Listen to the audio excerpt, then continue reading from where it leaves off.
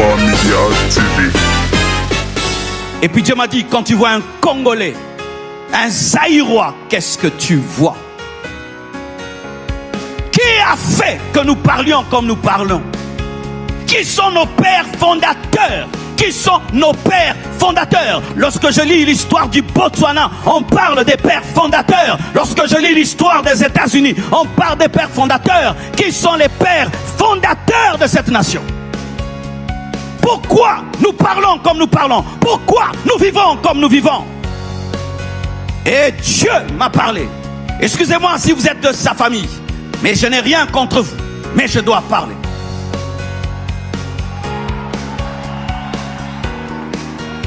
Et il m'a parlé de Wemba. Wemba. Pas l'homme, mais un esprit était derrière Wemba. Cet esprit qui a fait de nous les Congolais des sapeurs.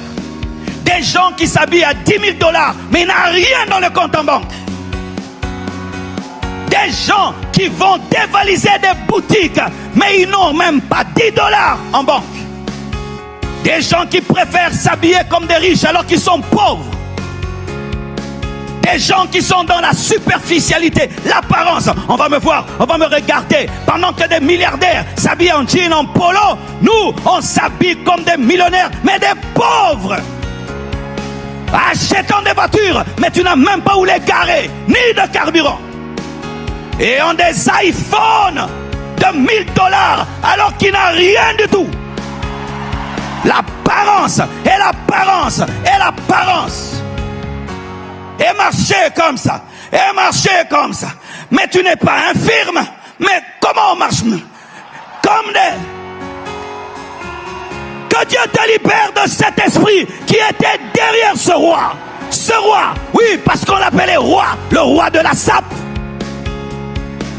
Et on ressemble des fois des guignols.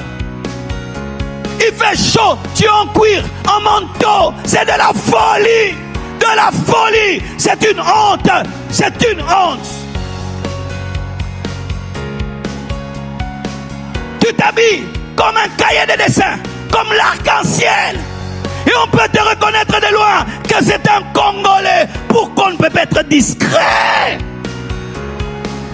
Dieu a créé le cœur, mais il est discret. Il a créé le cerveau discret, les reins discrets. Toutes les choses importantes sont discrètes. Mais nous, on va acheter. On appelle les habits Bibundeli. Des armes. Tu vas acheter un manteau. Tu appelles ça arme. Et un jour, je suis un documentaire sur lui. On lui pose la question, entre une veste de 3 000 $ et une parcelle, qu'est-ce qu'il faut acheter? Il dit, achète une veste de 3 000 $ parce que c'est une arme de guerre avec laquelle tu te battras des années, mais tu mourras sans maison. Et quand on devient pasteur, serviteur de Dieu, tu t'habilles bien. L'église n'a pas de parcelle. L'église n'a pas de parcelle. On te regarde comme ça, millionnaire, mais il faut voir dans quelles conditions est l'église. L'apparence et des apparences et des apparences. Pourquoi? C'est cet esprit superficiel où nous voulons impressionner les regards des gens sans être consistants.